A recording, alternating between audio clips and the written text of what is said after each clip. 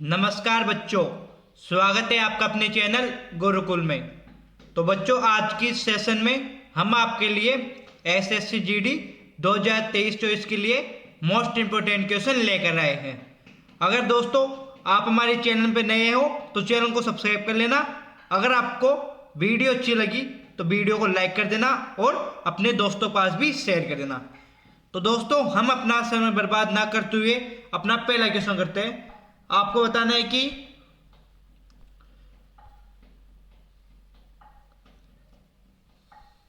Question आ गया हमारा, निम्न में से कौन सी नियुक्ति भारत के राष्ट्रपति के अधिकार में नहीं है।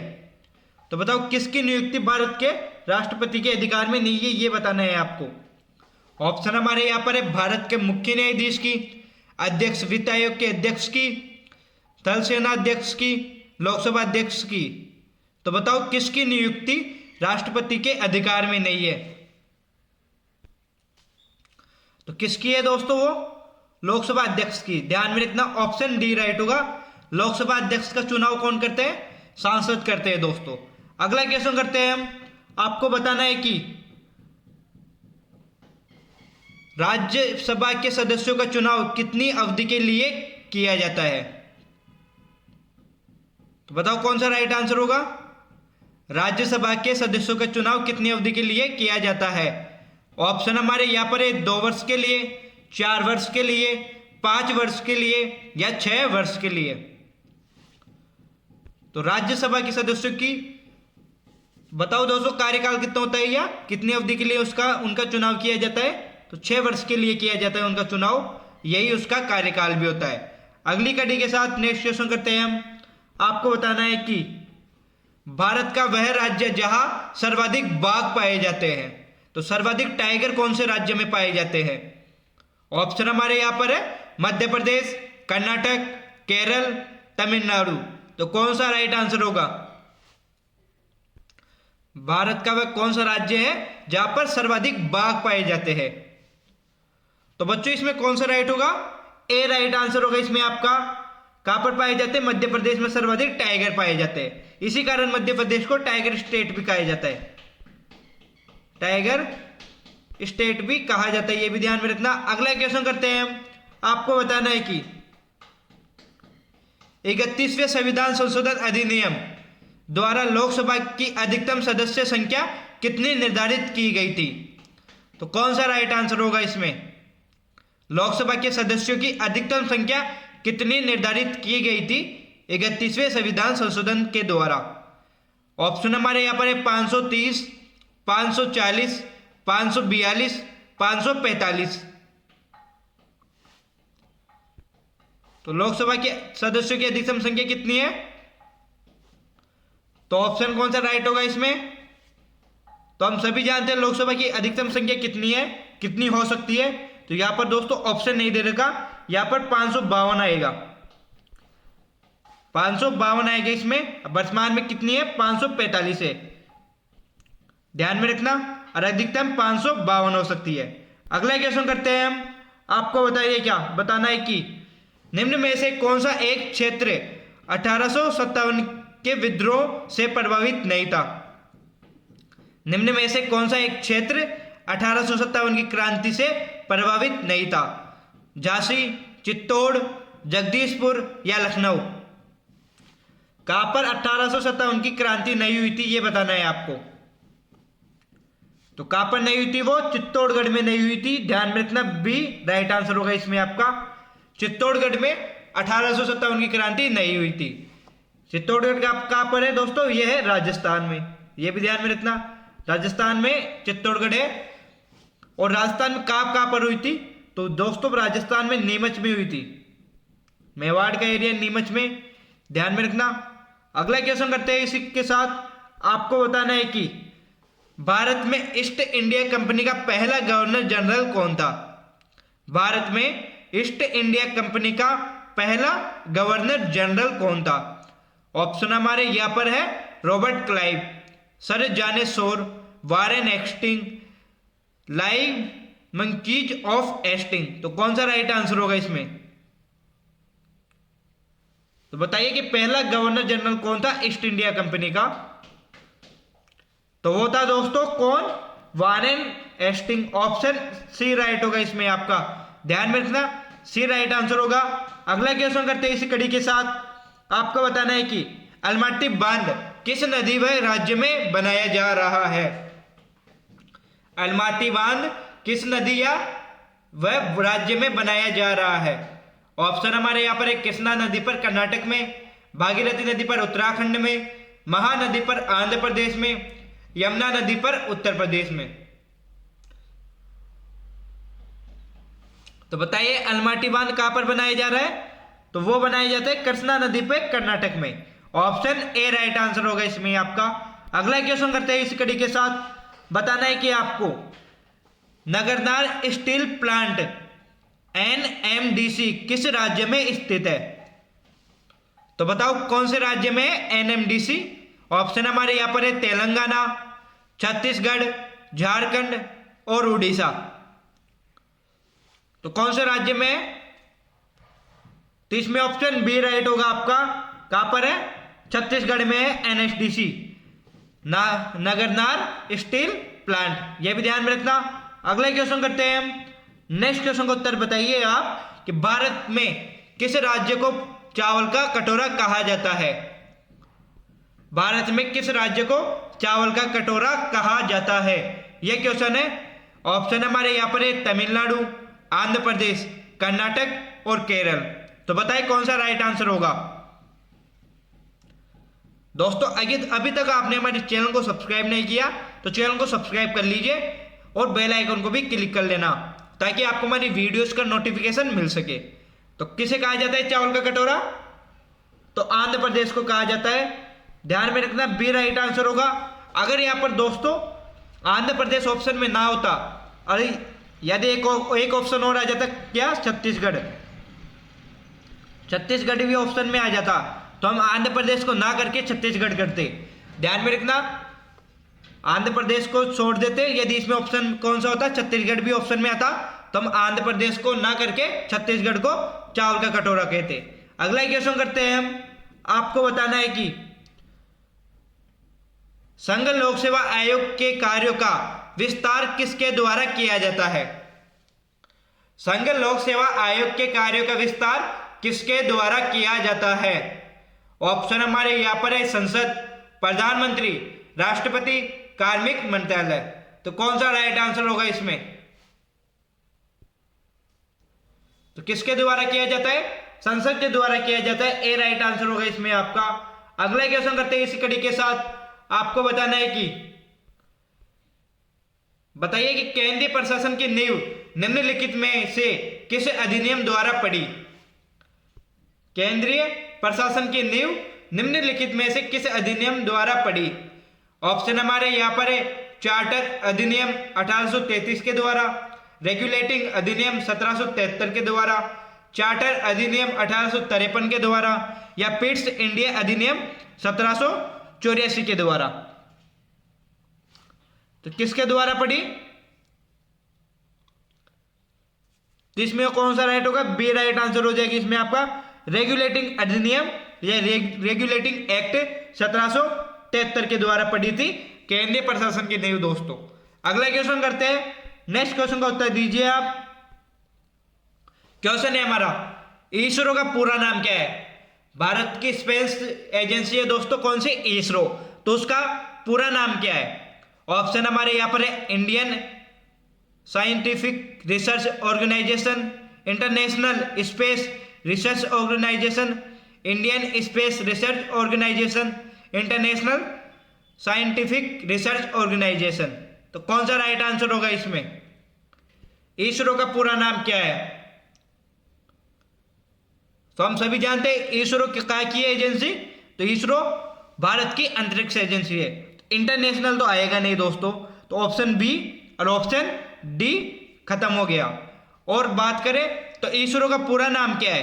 तो इंडियन स्पेस रिसर्च ऑर्गेनाइजेशन होगा दोस्तों। ऑप्शन कौन सा राइट होगा? सी राइट होगा। यहां पर अंतरिक्ष की बात करिए तो अंतरिक्ष में स्पेस आएगा दोस्तों, साइंटिफिक नहीं आएगा दोस्तों। ऑप्शन सी राइट होगा इसमें आपका। अगला क्वेश्चन करते हैं हम। आपको बताना है कि राजा जनता के लिए बने हैं जनता राजा के लिए नहीं। राष्ट्रीय आंदोलन के दौरान निम्न में से किसने कहा था? तो ये वाक्य किसने कहा था कि राजा जनता के लिए बनिए, जनता राजा के लिए नहीं। तो किसने कहा था ये वाक्य? ऑप्शन हमारे यहाँ पर है सुरेंद्र नाथ बनर्जी, दादा भाई नौरोजी, आर.सी. दत्त, गोपाल कृष्ण गोखले। तो किसने कहा था? तो ऑप्शन बी राइट होगा इसमें आपका, दादा भाई नौरोजी ने कहा था ये वाक्य कि जनता राजा जनता के लिए बने हैं, जनता राजा के लिए नहीं बनी। अगला क्वेश्चन करते हैं हम। आपको बताना है कि चावल के प्रथम साक्ष्य किस सभ्यता से प्राप्त हुए? चावल के प्रथम साक्ष्य किस सभ्यता से प्राप्त हुए दोस्तों? ऑप्शन हमारे यहां पर है कालीबंगा, लोथल, गणेश्वर या हड़प्पा। तो चावल के पहले साक्ष्य किससे मिले? लोथल से। इन चारों में से बी राइट आंसर होगा। इन चारों में से कौन सा राइट होगा? बी राइट आंसर होगा। अगला क्वेश्चन करते हैं। नेक्स्ट क्वेश्चन का उत्तर बताना है आपको। क्वेश्चन है हमारा, सुल्तान की उपाधि धारण करने वाला प्रथम शासक कौन था? सुल्तान की उपाधि धारण करने वाला पहला शासक कौन था? ऑप्शन हमारे यहां पर है महमूद गजनवी, मोहम्मद गौरी, अलबरूनी, पृथ्वीराज। तो कौन सा राइट आंसर होगा? तो सुल्तान की उपाधि धारण करने वाला पहला शासक कौन था? तो वो था दोस्तों Mahmud Ghaznavi. Option A right answer होगा इसमें, ध्यान में रखना, ए राइट होगा। अगला क्वेश्चन करते हैं। तो नेक्स्ट क्वेश्चन करने से पहले दोस्तों, अगर आपको वीडियो अच्छी लगी है तो वीडियो को अपने दोस्तों के साथ शेयर कीजिए और हमारे चैनल को भी सब्सक्राइब कीजिए। तो नेक्स्ट क्वेश्चन करते हैं हम इसी कड़ी के साथ। आपको बताना है कि बच्चों, तुलसीदास किस मुगल शासक के समकालीन थे?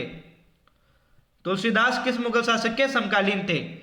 अकबर के, हुमायूं के, जहांगीर के, औरंगजेब के। तो तुलसीदास दोस्तों आप सभी जानते हो कि तुलसीदास जी को, जिन्होंने रामचरितमानस की रचना की थी। रामचरितमानस की रचना की थी दोस्तों। तो ये किसके समकालीन थे? तो ये थे दोस्तों अकबर के समकालीन। ए राइट आंसर होगा इसमें आपका। इसी कड़ी के साथ नेक्स्ट क्वेश्चन करते हैं हम। आपको बताना कि हयात बख्श बाग किस किले में स्थित है? हयात बख्श बाग किस किले में स्थित है? ऑप्शन में यहां पर है हमारे लाल किले में, चित्तौड़गढ़ के किले में, रायगढ़ के किले में, या इनमें से कोई नहीं। तो हयात बख्श बाग किस किले में है? तो वो दोस्तों कौन से किले में है? लाल किले में है। लाल किला कहां पर है? तो वो है दोस्तों दिल्ली में। दिल्ली में है लाल किला। चित्तौड़गढ़ का किला है राजस्थान में। महाराणा प्रताप की जन्मभूमि है चित्तौड़गढ़, वो कौन कहां पर है? वो राजस्थान में। रायगढ़ का किला महाराष्ट्र में है दोस्तों, महाराष्ट्र में रायगढ़ का किला है। अगला क्वेश्चन करते हैं। आपको बताना है कि भारत में रेलवे का जनक किसे माना जाता है? भारत में रेलवे का जनक किसे माना जाता है? यह क्वेश्चन है हमारा। ऑप्शन हमारे यहां पर है Lord Mountbatten, Lord Curzon, Lord Macaulay, Lord Dalhousie. तो बताइए कि भारत में रेलवे का जनक किसे माना जाता है? तो हम सभी जानते हैं रेलवे, भारत में पहली रेल कब चली? 1853 में पहली रेल चली थी दोस्तों। उस समय कौन था गवर्नर भारत का? डलहौजी। ऑप्शन डी राइट होगा। तो इसका जनक भी कौन है भारत में? लॉर्ड डलहौजी भारत में रेलवे का जनक है। अगला क्वेश्चन करते हैं हम। आपको बताना है कि बताइए कि विश्व की सबसे बड़ी खारे पानी की झील कौन सी है?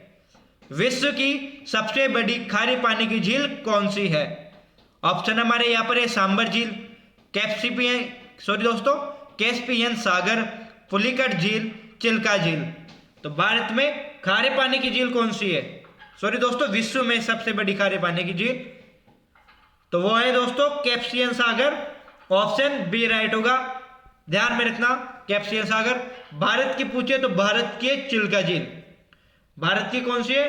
तो भारत की सबसे बड़ी खारे पानी की झील चिल्का झील। अब राजस्थान की कौन सी है? सांबर झील। राजस्थान की बात करें तो राजस्थान की कौन सी है? सांबर झील। अगला क्वेश्चन करते हैं इसी कड़ी के साथ। आप बताइए कि उज्जैन का प्रसिद्ध महाकालेश्वर मंदिर किस नदी के किनारे स्थित है? उज्जैन का प्रसिद्ध महाकालेश्वर मंदिर किस नदी के किनारे स्थित है? यह क्वेश्चन है हमारा। ऑप्शन हमारे यहां पर है शिप्रा, सतलज, यमुना और गंगा। तो कौन सी नदी के किनारे है? तो हम सभी जानते हैं कौन सी नदी के किनारे है, शिप्रा नदी के किनारे उज्जैन। उज्जैन नगरी कौन सी नदी के किनारे बसी है?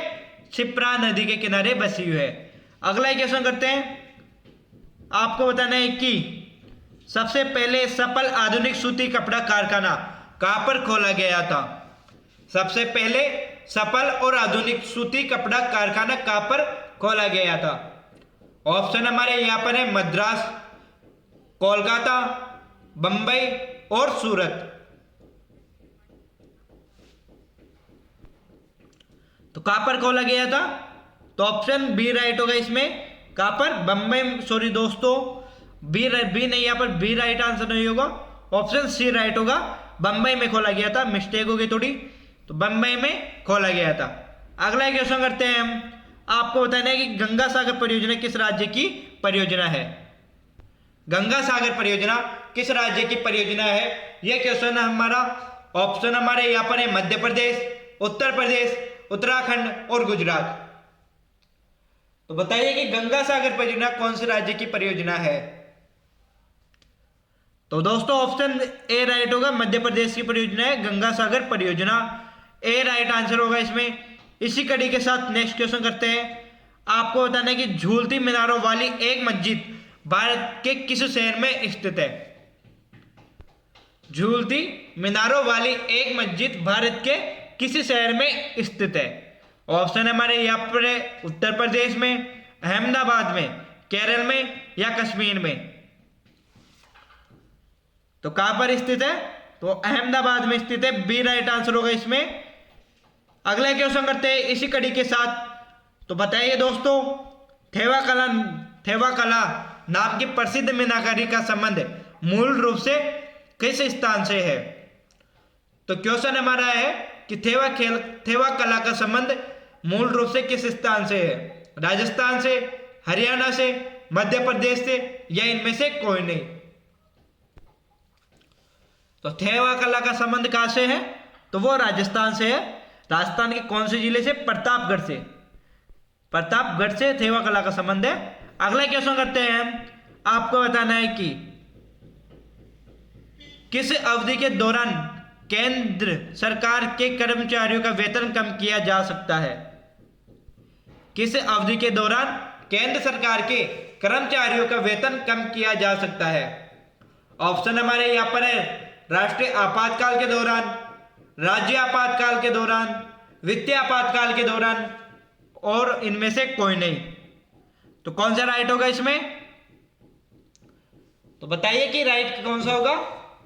तो हम सभी जानते हैं वित्तीय आपातकाल के दौरान केंद्र सरकार के कर्मचारियों का वेतन कम किया जा सकता है, सी राइट आंसर होगा इसमें। इसी कड़ी के साथ नेक्स्ट क्वेश्चन करते हैं, आपको बताना है कि कोयले का सबसे बड़ा भंडार किस राज्य में है? कोयले का सबसे बड़ा भंडार किस राज्य में है? ऑप्शन हमारे यहां पर है केरल, झारखंड, उड़ीसा और राजस्थान। तो कोयले का सबसे बड़ा भंडार कौन से राज्य में है? तो बी राइट होगा इसमें, झारखंड में कोयले का सबसे बड़ा भंडार है, बी आपका राइट आंसर हो जाएगा। अगला क्वेश्चन करते हैं हम, आपको बताना है कि उच्च न्यायालय के न्यायाधीशों को कौन पदच्युत कर सकता है या उच्च न्यायालय के न्यायाधीशों को कौन हटा सकता है? ऑप्शन हमारे यहां पर है विशेष बहुमत से पारित संसद के प्रस्ताव पर राष्ट्रपति, राष्ट्रपति अपनी ओर से, मुख्यमंत्री की सलाह पर राज्यपाल या भारत के मुख्य न्यायाधीश की सलाह पर राष्ट्रपति। तो कौन हटा सकता है उच्च न्यायालय के न्यायाधीशों को? तो हम सभी जानते हैं कि विशेष बहुमत से पारित संसद के प्रस्ताव पर राष्ट्रपति हटा सकता है, ए राइट आंसर होगा इसमें। इसी कड़ी के साथ नेक्स्ट क्वेश्चन करते हैं हम, आपको बताना है कि पूर्ण स्वराज की शपथ कांग्रेस के किस अधिवेशन में ली गई थी? पूर्ण स्वराज की शपथ कांग्रेस के किस अधिवेशन में ली गई थी? ऑप्शन हमारे यहां पर है कोलकाता अधिवेशन, लाहौर अधिवेशन, इलाहाबाद अधिवेशन, मद्रास अधिवेशन।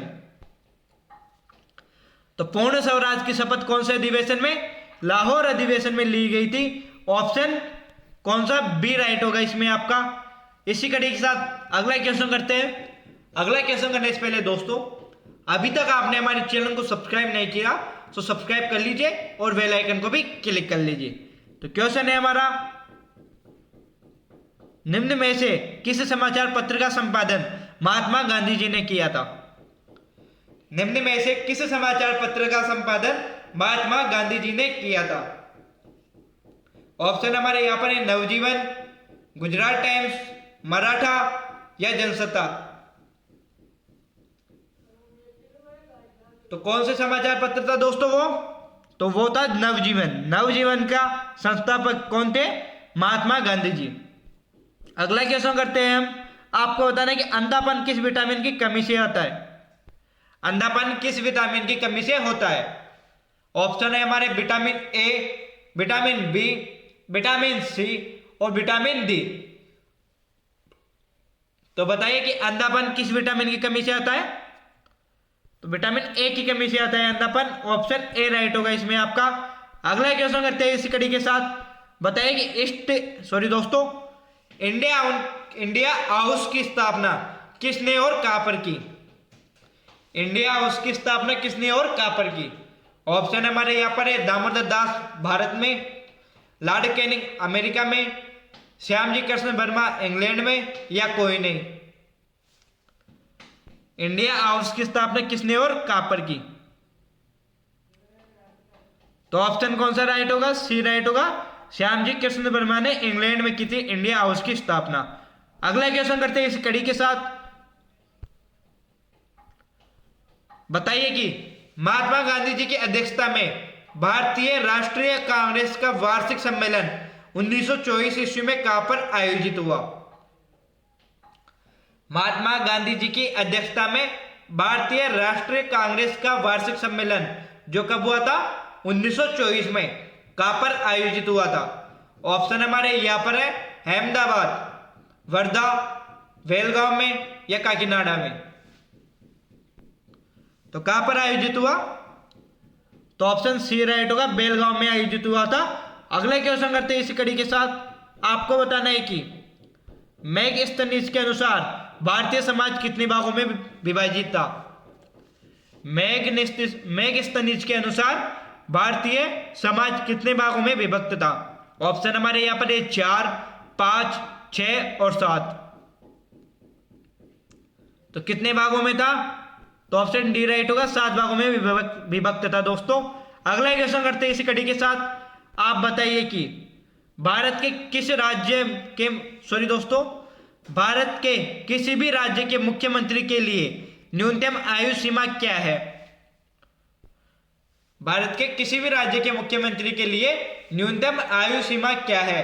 ऑप्शन हमारे यहां पर है 25 वर्ष, 30 वर्ष, 35 वर्ष या 40 वर्ष। तो क्या है दोस्तों? तो वो है 25 वर्ष। मुख्यमंत्री बनने के लिए आपकी न्यूनतम आयु कितनी रहनी चाहिए? 25 वर्ष रहनी चाहिए। अगला क्वेश्चन करते हैं हम। आपको बताना है कि भारत सरकार द्वारा नई खनिज नीति की घोषणा किस वर्ष हुई? भारत सरकार द्वारा नई खनिज नीति की घोषणा किस वर्ष हुई?